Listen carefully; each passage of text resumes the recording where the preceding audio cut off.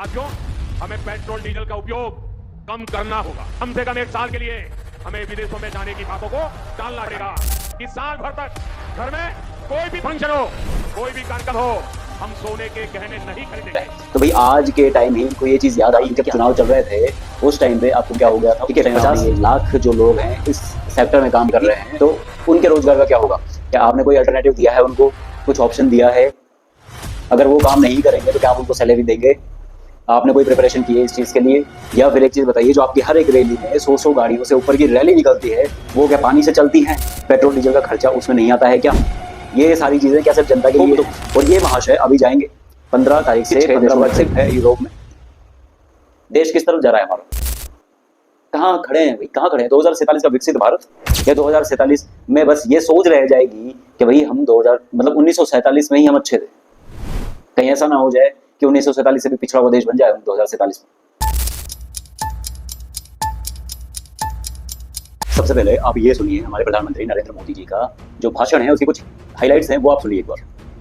साथियों, हमें petrol diesel का उपयोग कम करना होगा। कम से कम 1 साल के लिए हमें विदेशों में जाने की बातों को टालना चाहिए। लेकिन देश हित में हमको ये तय करना पड़ेगा कि साल भर तक घर में कोई भी फंक्शन हो, कोई भी कार्यक्रम हो, हम सोने के गहने नहीं खरीदेंगे। हमारे आदरणीय प्रधानमंत्री जी सबसे रिक्वेस्ट कर रहे हैं इस चीज की कि भाई आप लोग 1 साल तक सोना, गहने, कुछ आभूषण ना खरीदिए, चाहे घर में कोई सा भी फंक्शन हो, कुछ भी हो। पेट्रोल डीजल का उपयोग सबसे कम से कम करिए, ठीक है, 1 साल तक, क्योंकि हमें विदेशी मुद्रा बचानी है ना? जो रुपए की कीमत है डॉलर के मुकाबले, वो काफी गिरती जा रही है और इस वजह से ये कह रहे हैं। तो भाई आज के टाइम ही इनको ये चीज याद आई है क्या? है, इससे पहले इनको याद नहीं आया था? अभी जब चुनाव चल रहे थे उस टाइम पे आपको क्या हो गया था? उस टाइम आपने ये चीज़ क्यों नहीं देश की जनता के सामने रखी इस चीज़ को? ऐसा क्यों है कि चुनाव खत्म होते ही आप लोग पूरी जनता के ऊपर ये चीज़ थोप रहे हैं? यहाँ जो सोने चांदी वाली बात है कि आप मत खरीदिए 1 साल तक। आप एक चीज़ बताइए, इस सेक्टर से जुड़े हुए जिसका जीडीपी में जो योगदान है इंडिया की जीडीपी में, वो 7% है, ठीक है। 50 लाख जो लोग हैं इस सेक्टर में काम कर रहे हैं।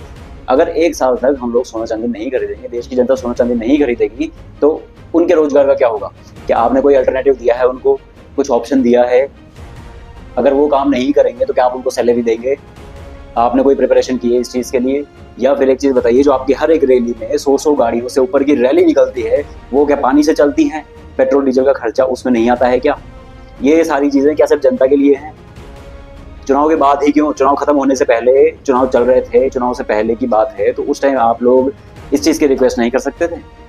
बस ऐसा क्यों है कि अभी चुनाव खत्म होते ही आप लोगों ने बस रिक्वेस्ट चालू कर दी जनता से, सारी चीज़ें जनता के ऊपर थोप दो? और ये महाशय अभी जाएंगे 15 तारीख से 15 मई से 20 जून की 6 देशों का ट्रिप है यूरोप में। प्रधानमंत्री जी ने जब से प्रधानमंत्री बने हैं तब से लेके आज तक 750 करोड़ रुपए जो है अपनी विदेश यात्राओं पे खर्च किए हैं। डेली का अगर आप हिसाब लगाएंगे 17 लाख रुपए पर डे के हिसाब से खर्च हो रहे हैं।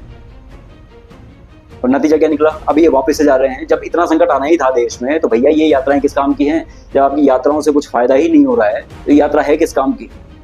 इस चीज को क्लैरिफाई करेंगे एक बार, या फिर देश की जनता को सिर्फ मूर्ख ही बनाने का काम करते रहेंगे? तो अगर हो सके तो क्लैरिफिकेशन दीजिए। ना आप विपक्ष के सवालों का जवाब देते हैं, ना जनता के सवालों का जवाब देते हैं। आप अपने ही मन में सवाल बना लेते हैं और अपने ही तरफ से उनका उत्तर दे देते हैं बस, और सारी चीजें जनता पे थोप देते हैं, जय श्री राम करके निकल लेते हैं। मतलब 50 लाख लोगों का रोजगार अगर जाएगा, सोना चांदी का जो काम कर रहे हैं, जो ज्वेलरी का काम कर रहे हैं, उसमें 50 लाख लोगों का रोजगार अगर जा रहा है, तो भैया ऐसा कौन सा प्रधानमंत्री है जिसने देश की विदेश मुद्रा को बचाने के लिए देश की देशभक्ति के नाम पे आपसे आपका रोजगार ही मांग लिया कि भैया आपका रोजगार हमें दे दो? ऐसा कौन सा प्रधानमंत्री हुआ है? क्या आप नाम बता सकते हैं उस प्रधानमंत्री का? क्या नेहरू जी ऐसे हुए हैं?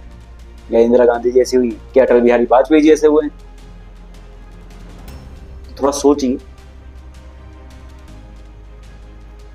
पिछले साल 2025 में इनकी विदेश यात्राओं का खर्च 175 करोड़ रुपए रहा है, तो 2024 में 100 करोड़ रुपए रहा है लगभग। आप अंदाजा लगा सकते हैं डेली कितने रुपए इनकी विदेश यात्राओं पे खर्च हो रहे हैं अगर एवरेज लगाया जाए तो। इन्होंने जब रिक्वेस्ट करी हैदराबाद की अपनी रैली में कि भैया ये 7 रिक्वेस्ट इन्होंने करती है, आप देख सकते हैं 7 रिक्वेस्ट कौन कौन सी थी। वर्क फ्रॉम होम से लेके, फर्टिलाइजर्स यूज मत करो किसानों से लेकर के, पेट्रोल डीजल यूज मत करो, कम से कम करो, पब्लिक ट्रांसपोर्ट का इस्तेमाल करो, ठीक है, विदेश यात्राएं अपनी बंद कर दो 1 साल के लिए, सोना चांदी मत खरीदो बिल्कुल भी। ये सारी डिमांड्स इन्होंने रखी, ये सारी रिक्वेस्ट इन्होंने करी देश की जनता से। तो क्या सिर्फ वो देश की जनता के लिए ही है? ये रिक्वेस्ट करने के 12 घंटे बाद ये सोमनाथ पहुंचते हैं और वहां पे इनकी रैली होती है बढ़िया।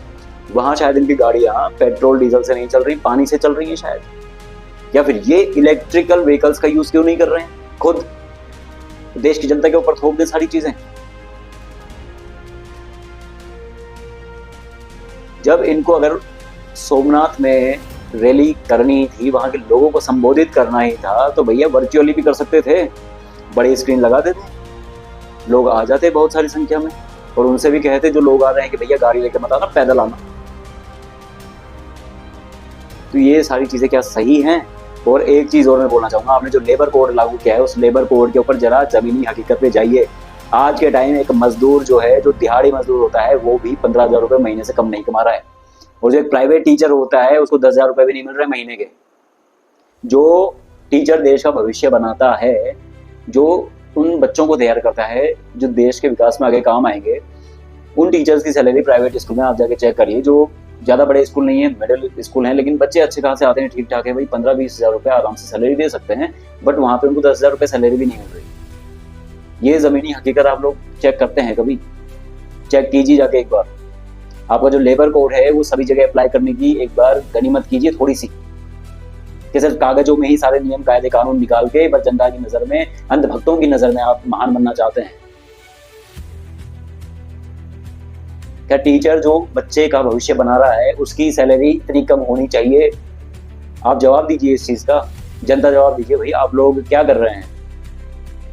देश किस तरफ जा रहा है हमारा? कहाँ खड़े हैं भाई, कहाँ खड़े हैं? 2047 का विकसित भारत या 2047 में बस ये सोच रह जाएगी कि भाई हम 1947 में ही हम अच्छे थे?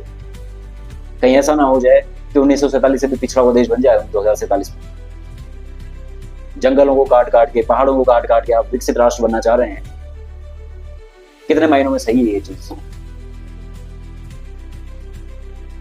और जनता, आप लोग मूर्ख मत बनिए, सवालों के जवाब हैं, पूछिए इनसे सवाल, जवाब मांगिए इनसे, ये जवाब देते नहीं है। सैलरी मांगने पर नहीं मिलती है,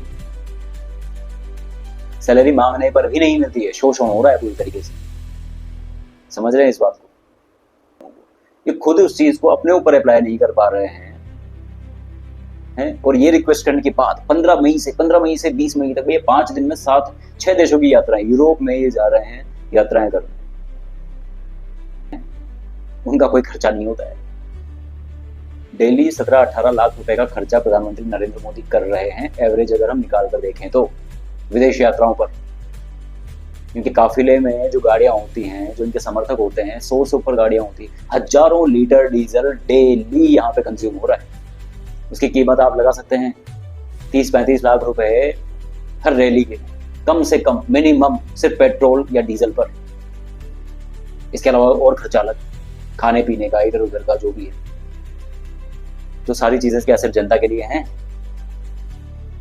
इतना मूर्ख बनाने की कोशिश ना करें तो अच्छा है, ठीक है? चलिए, good bye, thank you, and please support कीजिए इसको और शेयर जरूर कीजिएगा हर जगह।